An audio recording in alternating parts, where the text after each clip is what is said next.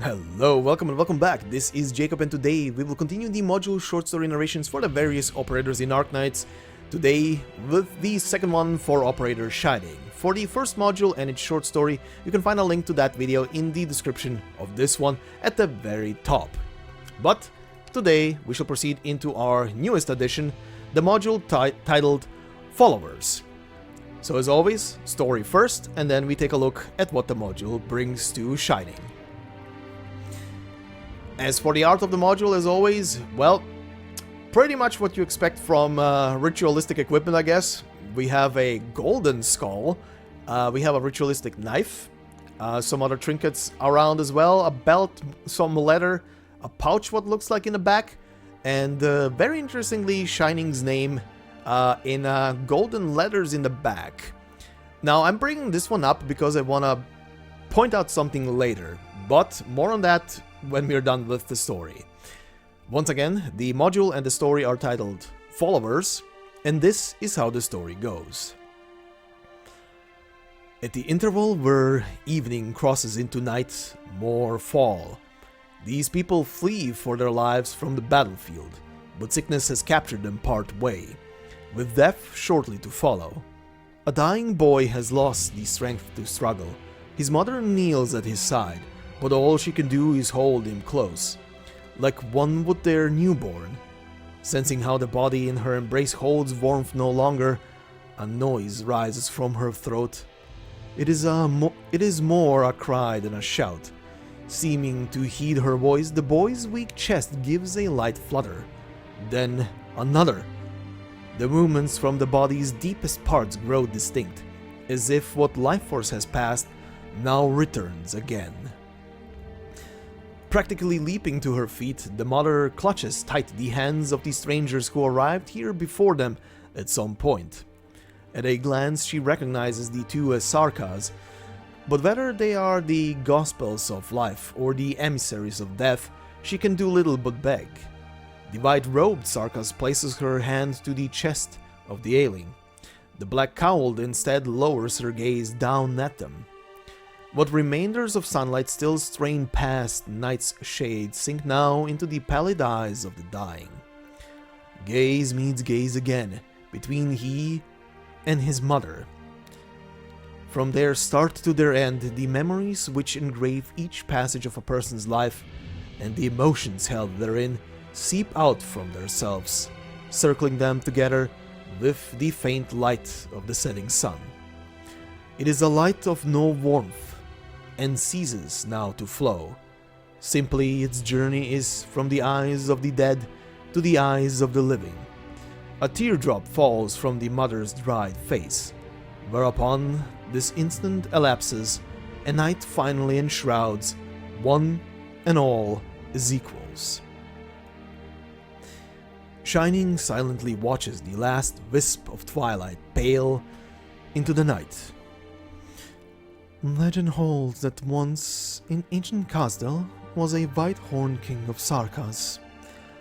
A cold voice from behind her. It is said they possess the ability to weave sunlight. They made the evening their thread and wove the Sarkas' past, present and future glory into the sky. Each soldier fighting upon the battlefield needed only to lift their head, and they would see eternity in a mirror. It led them to forget thoughts of life or death, and under the king of Sarkas' command, they conquered all. Legends of the sort are plentiful in Kazdel, comes the white-horned physician's response. Placing the living in touch with the boundary between life and death, both spurs their courage and rush into death, and leads them to perceive life as something not devoid of meaning. Thus, they bid a better farewell to their loved ones. Kaltzid recounts factually. Through your and Nightingale's treatment, the patient's final neuropathy flare-up has been suppressed in his terminal hours. The rapid growth of originium crystals in his body has temporarily been pacified. You have not only aided him in his peaceful passing, but saved his mother too. Hence why you haven't given the assassin staring at me a single opportunity. When we first met yesterday, I noticed the look in your eyes as you saw Amia. You knew who she was from the first moment, and had no intention of imparting your secrets to us. Yet you did not hide that flicker of emotion. What emotion? Compassion. Kal'tsit closely watches over Shining's eyes. Identical to what you showed here and now. It is a physician's gaze. And there we go. A peek, yet again, into the past of Shining. But this time around, it's different.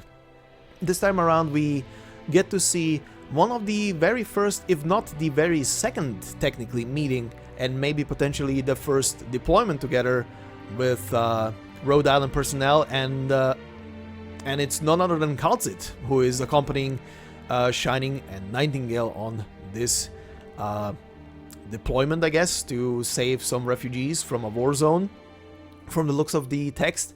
But very interesting to look at their earliest kind of interactions, and how Kal'tsit sees Shining, or what she recognized in Shining when Shining saw Amia. And yeah, very, very interesting interaction.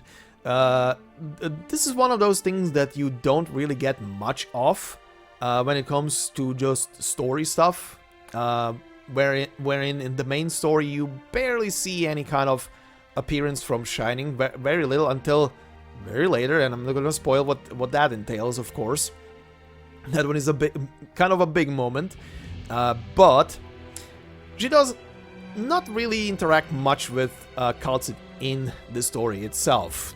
And the glimpses of the past, well, you kind of have to dig for them, right? Pretty much like here. But very, very nice to see this one of the earliest interactions between Kal'tsit and the two followers. But I said something about the titling here and the golden text for her name used here for the module. I said that because her first module, which was the Withered Scabbard, and by the way, I know I say it in that video anyway at the beginning, if you're gonna be going back to watch that older video for this first module, do keep in mind that the first module, and aka Withered Scabbard, and what I'm talking about in that very video when it comes to its story, is very spoilery to the main story. Keep that in mind. If you're not caught up, do not listen to that story. But I do want to point out, for those of you who know the story of both of these modules, how very symbolic, I guess would be the proper way to say this, is having Shining's name here in gold, but here in the even further past in silver, kind of a pale silver. Very interesting and very appropriate at the same time, considering the two positions of past and further in the future. But anyway, as always, let's take a look at what the module now does for Shining. First and foremost, let's go over the traits and talents at normal before we click on the module. Trait: restore the HP of allies. Makes sense, it's a healer. Talent: Black Fiend's Protection, defense of allies within range plus 60, and the second talent, Code of Law, attack speed plus 10 for Shining. So, pretty simple. And it doesn't matter how simple the traits and talents are on this unit, still a very valid unit to this very day in the game.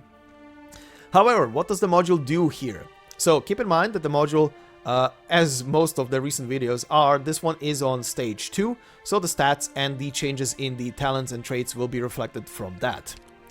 So then, what do we get? First and foremost, her attack and defense go up, of course.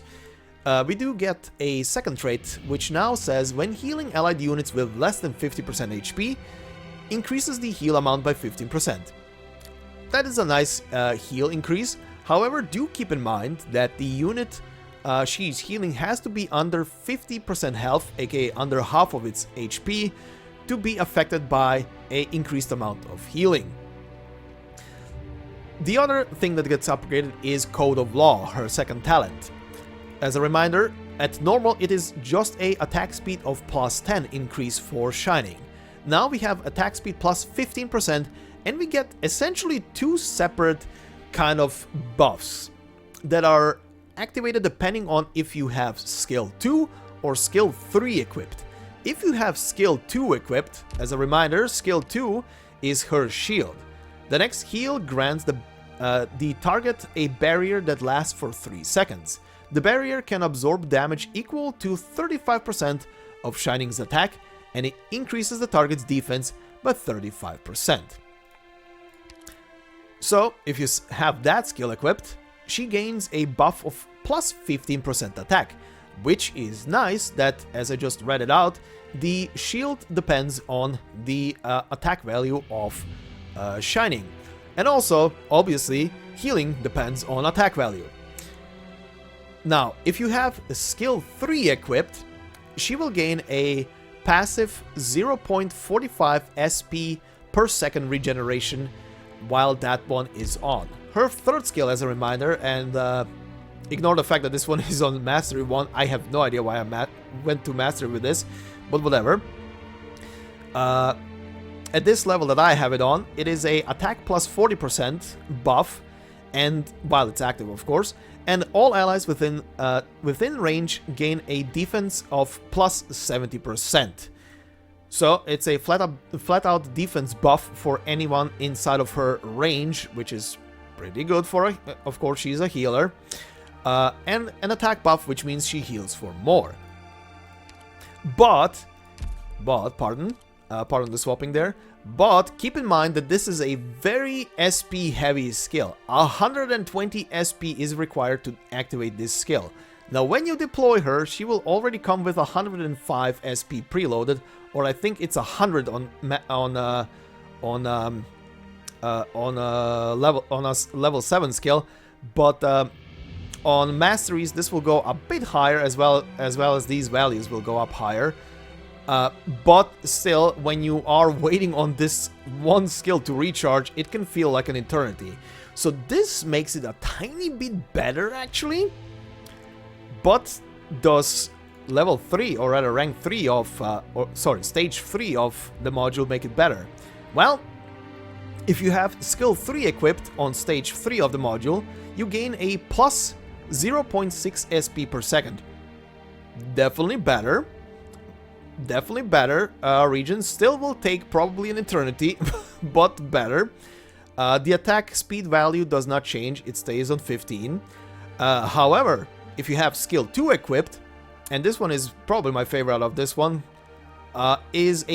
you now have a plus 25% attack increase on Shining. Once again, the shields are going to be beefier, her healing is going to be better. That is pretty much what that correlates to. And again, keep in mind that these two buffs are separate from each other and are depending on which one of the two skills you have equipped. But a pretty decent module, especially when you use her on stages where you need someone to deploy shields very, very quickly, especially because her shields can stack up and she can fire them off a couple of times in a row, so that is always nice. But compared to the other module, what do we get? The other module increased her attack speed by default, not on the passive, just by default here. It increased her attack, and it also gave her a healing increase by 15% when healing a ground unit. So only ground units were affected. And the first upgrade on stage 2 made it so that the defense of all allies in range was plus 80, and ground units gained another 30 on top. So it was more of a defense kind of value. Now, which one of these two is better? I would probably say, depending on, again, what you are using her for, but this one just seems so versatile, right? This one seems, at least to me, so versatile. Yes, you do need to keep in mind that the healing increase, the passive on the trait, is active only if she's healing a unit under half of its health. But then again, her skill 2 is buffed. Her skill 3 gains SP quicker, and it gets buffed even furthermore if you go to stage 3. So probably what I'm personally gonna use her on most of the time. This one is fine. but just the defense buffs are personally not doing it for me. At least, not for me. Depends again. This one seems much better.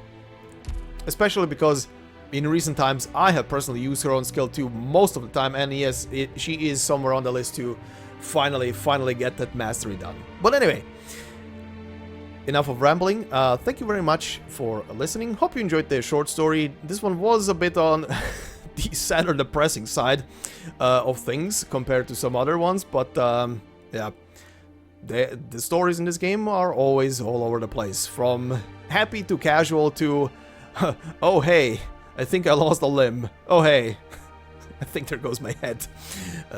Dark humor. Anyway, thank you all for listening. If you liked this video, please consider leaving a like on it. It would help me out a lot. If you're new to the channel, consider subscribing. There's a lot more than just these short stories and modules on the channel. If you want to just listen to any Arknights story, you could just sit back, kick back, listen, treat it as an audiobook, and remind yourself of some old stories, together with some voice acting on top of it. And as of recently, there are also memberships on the channel, if you want to support me and my work directly. However, keep in mind that the membership is literally there to just support the channel, and there will be no special videos or anything like that ever in or locked behind a membership. So, like I said, it's only to support the work I do. But anyway, thank you very much. Hope you have a fantastic day wherever you are, and I will see you in the next one. Until then, bye bye.